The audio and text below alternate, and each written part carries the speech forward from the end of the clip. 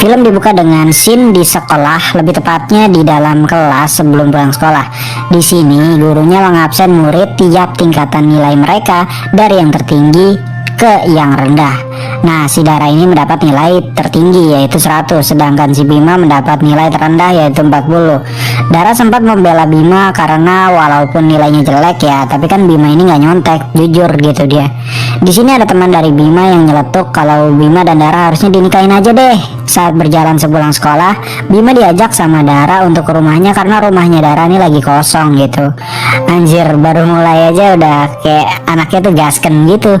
Setibanya di rumah Dara, ternyata si Bima juga memang frontal sekali ya, kayak asal nyosor wae gitu kan. Ya pokoknya mereka berdua emang juga bercandanya tuh kadang suka kelewatan gitu.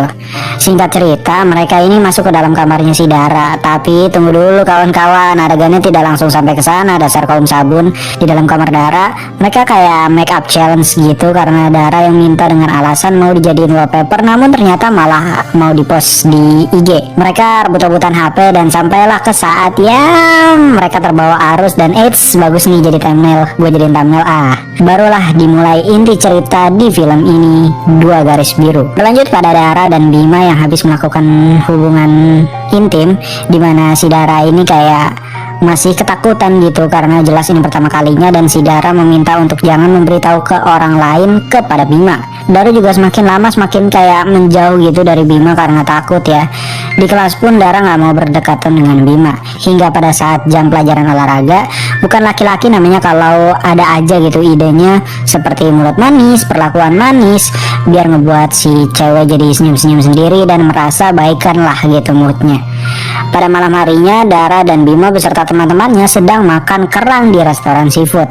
Nah, Dara ini sengaja memisahkan antara kerang yang sudah terbuka dan tertutup karena itu menilai kesegarannya. Sebenarnya scene ini mempunyai makna loh, nanti di akhir akan gue jelasin ya. Setelah Dara makan beberapa kerang, ia pun merasa ada yang aneh di perutnya karena ia mual secara tiba-tiba, dan akhirnya Bima membawa Dara pulang.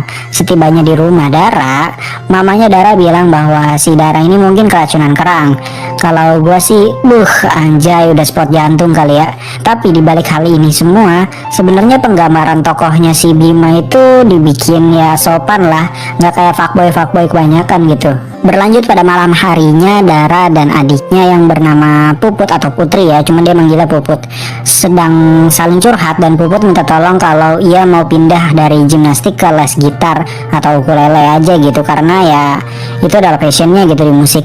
Dari dialog ini kita sudah bisa mengambil jawaban bahwa orang tua dari Dara itu lebih mengatur kehidupan anaknya daripada membiarkan anaknya itu memilih kesukaan mereka gitu. Di sini Puput kayak keceplosan gitu bilang ke kakaknya kalau dia tuh galak banget gitu, momen sekali lu. Namun di sini Dara malah langsung kepikiran karena ia belum mengalami menstruasi sejak melakukan seks dengan Bima pada saat itu. Ia pun memberitahu Bima tentang hal ini dan berniat untuk membeli test pack, tapi karena malu ia pun membatalkan niatnya itu.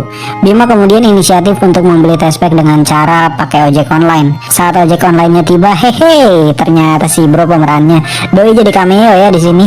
Singkat cerita, Dara pun melakukan tes kehamilan di rumahnya, dan betapa terkejutnya Dara saat melihat hasil dari test pack yang bergaris 2 menandakan positif hamil. Tapi kenapa judulnya 2 garis biru ya? Setahu gue garis yang ada di test pack kan merah bukannya? Waduh anjay. Gue tahu gitu anjay. Oke, back to topic. Dara pun memberitahu Bima tentang hasil tes itu. Wah, anjir, itu kalau gue sih jadi Bima, jantung gue kayak berasa dipegang cuy, asli. Dara yang menjadi sangat pemurung dan stres sekali dengan status kehamilannya hanya bisa mengasingkan diri di ruang UKS sekolah. Sepulang sekolah, Dara berusaha untuk mendekati Bima, mungkin untuk meminta pertanggungjawabannya si Bima ya. Tapi si Bima ini malah pergi ninggalin Dara begitu aja. Aduh, si Bima ini bener-bener Sesampainya di rumah, Bima beralasan ke ibunya bahwa motornya ketinggalan. Di sini terlihat perbedaan 180 derajat sifat ibunya Bima yang sangat pengertian terhadap anaknya. Jelas berbanding jauh dengan ibunya Dara yang sangat memperdulikan karir. Ayahnya si Bima pun kayak digambarkan sebagai tokoh yang religius dan lebih mengedepankan ketenangan daripada emosi. Bima yang mulai stres langsung ke kamarnya dan disusul ayahnya yang mengajaknya curhat tentang permasalahan yang dihadapin si Bima ini. Di sini ayahnya memang sangat menjadi tokoh sekali ya buat si Bima, karena dapat menenangkan Bima walaupun doi nggak tahu aja bermasalahnya apa. Berlanjut pada Dara yang sedang melamun sambil meletakkan buah stroberi di perutnya. Kalau ini mungkin gue jelasin aja ya langsung maknanya. Stroberi ini melambangkan ukuran janin yang dikandung oleh si ibu ketika berumur 10 minggu. Umur pada kondisi 10 minggu ini mungkin masih sangat rentan dan sensitif sekali. Beberapa saat kemudian Bima menelpon untuk meminta Dara membukakan pagar rumahnya. Di sini Bima tersadar dan minta maaf ke Dara atas kelakuan bajingannya asal cabut aja gitu kan tadi siang. Bima juga berjanji buat menggugurkan kandungannya Dara. Keesokan harinya Bima bertanya kepada temannya soal pengguguran kandungan yang ada di dekat kampungnya dia. Bima pun meminta pinjaman uang kepada temannya yang bekerja sebagai ondel-ondel keliling gitu. Nah, ondel-ondel ini ada maknanya loh, nanti gue jelasin ya kalau yang ini. Singkat cerita, Bima membawa Dara ke klinik tersebut, namun Dara mendadak ketakutan karena melihat stroberi yang di blender, karena Bima tuh mesen jus stroberi ya. Jelas ini berhubungan dengan makna sin stroberi tadi, dimana stroberi ini bermakna bahwa janinnya Dara masih seukuran buah itu. Asli sedih pisan di sini sih bro, asli di posisi Dara. Tekanan batin pisan eta tuh mentalnya. Keren emang Zara aktingnya boy. Dara juga teringat tentang ibunya yang dulu sedang hamil puput, dan Dara sering mengelus perut ibunya itu. Sedangkan apa yang dilakukan Dara sekarang justru berbanding terbalik karena ia berusaha membunuh anaknya sendiri. Itulah yang menyadarkan si Dara dan membuat Dara tidak ingin menggugurkan kandungannya. Kemudian berlanjut pada time jump sampai keadaan si Dara ini, kondisi janinnya sudah mulai membesar dan gak muat pakai rok sekolah, sehingga membuat si Dara ini kayak gak mau sekolah karena malu gitu kan. Sepulang sekolah, Bima pun membelikan Dara rok baru walaupun ukurannya kegedean. Ya di sini Bima sedikit menghibur lah Dara yang udah memang lagi stres banget dengan kehamilannya itu. Sesampainya Bima di rumah, Bima berusaha untuk membujuk orang tuanya agar ia kuliah di Jakarta aja. Keesokan harinya Dara memutuskan untuk masuk sekolah lagi meski menggunakan jaket agar menutupi perutnya yang udah mulai membesar itu. Namun pada jam pelajaran olahraga, ia nggak sengaja kegebok bola kepalanya dan nggak sengaja bilang, aduh ini dari sini udah ketebak kalau orang yang paling mampus adalah Bima. Singkat cerita, kedua orang tua Dara dan Bima datang ke sekolah untuk menjenguk Dara, dan dari sinilah dimulai $1 billion scene. Gue gak bisa berkata-kata cuy, asli keren pisan kalau scene yang ini tuh. Ini scene yang membuat 2 garis biru mendapatkan rating besar di perfilman Indonesia. Kalau dari gue sendiri jujur ketika gue nonton ini awal-awal kayak masih ya be aja lah nih alur ceritanya. Tapi pas scene ini damn, ini gak gampang cuy buat one take kayak gini tuh. Di sini ibunya Dara memberitahu bahwa Dara tidak boleh pulang ke rumah karena ibunya ini terlalu malu gitu. Akhirnya Dara diperbolehkan tinggal di rumahnya Bima untuk sementara waktu. Scene ini disertai dengan lantunan OST-nya, anjir nih OST-nya aja keren cuy, kayak relate gitu. By the way di sini Bima sama Dara ketemu dengan temannya Bima yang ondel-ondel tadi. Berlanjut di malam harinya, si Bima yang tidur sekamar dengan Dara karena ya mau tidur di mana lagi kan. Dan mereka berdua juga udah berusaha untuk let it flow aja dengan permasalahan ini. Keesokan harinya Dara melakukan tes USG untuk memastikan kesehatan bayinya, dimana si dokter ini bilang bahwa penyebab Dara mengalami kram itu berpotensi untuk keguguran karena kondisi rahim dari Dara itu masih belum siap. Setelah dari dokter kandungan, Dara kembali dipulangkan ke orang tuanya akhirnya. Tapi di luar konflik ini semua, nggak tahu kenapa gue respect pisan sama bapaknya Bima, tabah pisan gelo.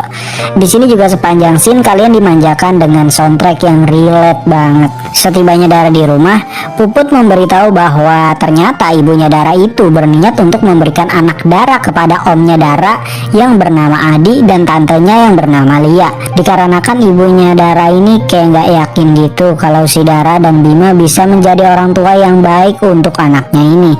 Karena si Dara nggak terima, ia pun mulai berdebat dengan ibunya. Namun bukannya menenangkan, si ibunya itu malah kayak makin bebal ke tulang ya. Walaupun tujuannya juga kan khawatir ya sama Dara. Tapi kalau begitu kan nanti anaknya jadi kayak tidak mengenal siapa ibunya gitu. Di sisi lain kita kembali diperlihatkan keluarga Bima yang hangat dan rukun sedang sholat berjamaah. Sekali lagi gue respect banget sama si bapaknya Bima ditambah ibunya Bima yang bilang kalau mereka udah gak punya apa-apa lagi selain iman dan harga diri. Wih, Asli bikin merinding cuy. Nah, pada tengah malamnya kakak perempuannya Bima itu pulang dari Bandung karena ia diundur pernikahannya gara-gara si Bima ini ya.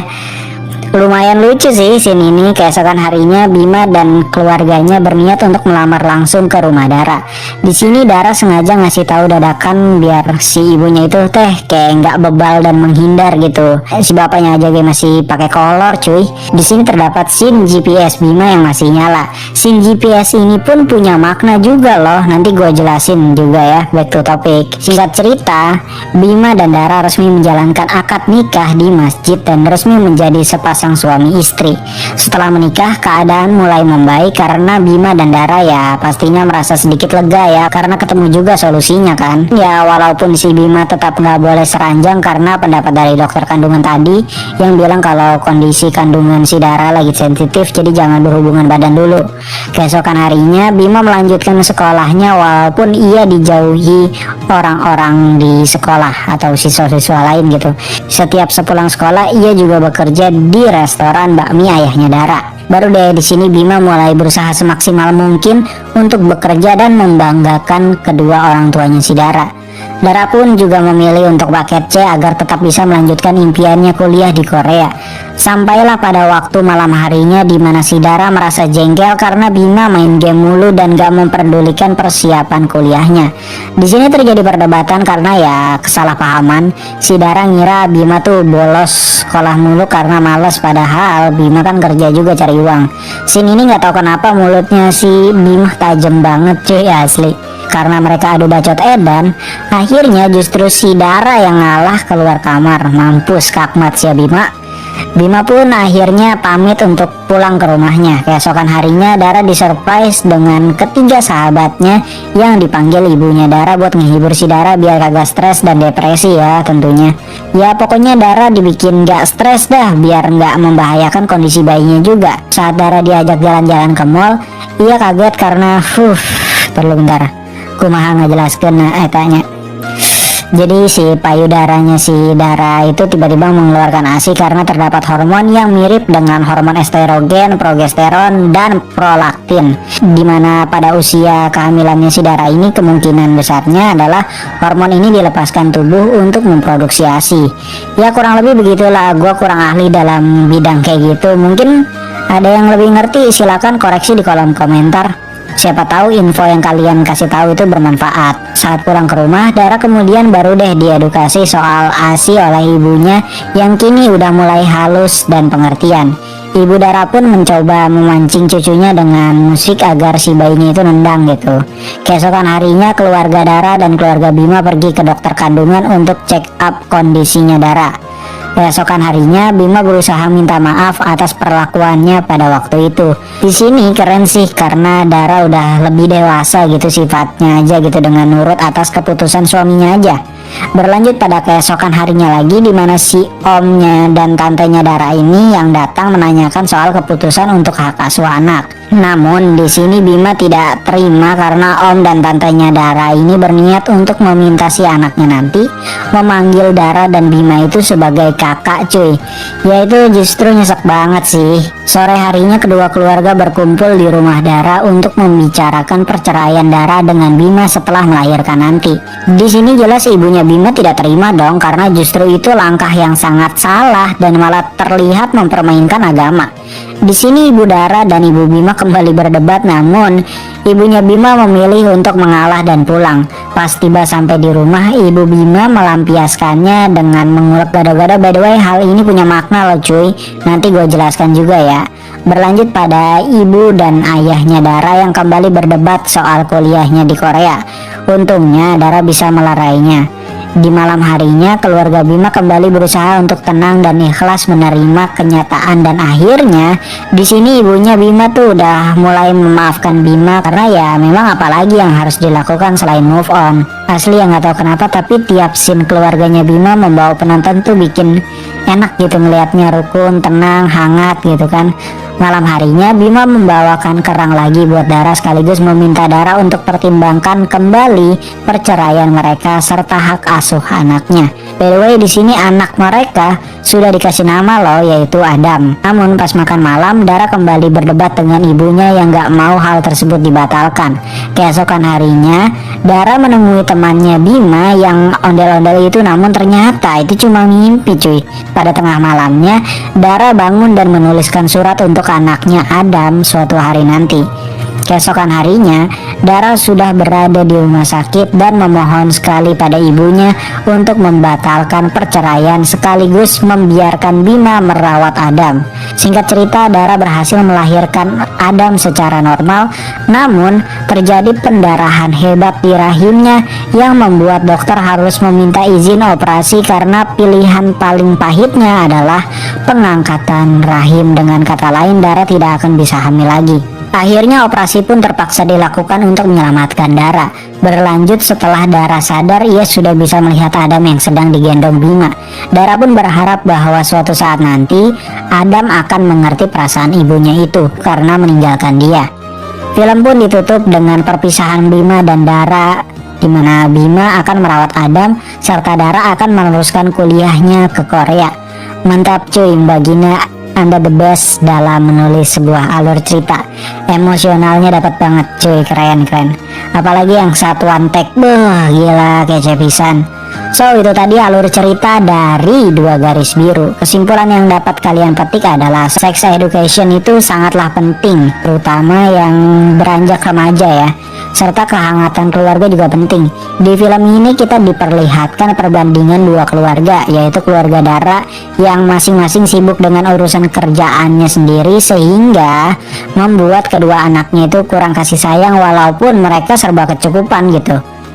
Sedangkan keadaan keluarga Bima serba kekurangan, terlihat dari lokasi dan keadaan rumahnya serta pekerjaan orang tuanya. Namun di keluarga Bima terdapat kehangatan yang membuat chemistry antara anak dan orang tua sangat dekat. Dari segi religius juga berbanding terbalik karena keluarga Dara lebih ke rasionalitas, sedangkan keluarga Bima itu ya ke religi gitu.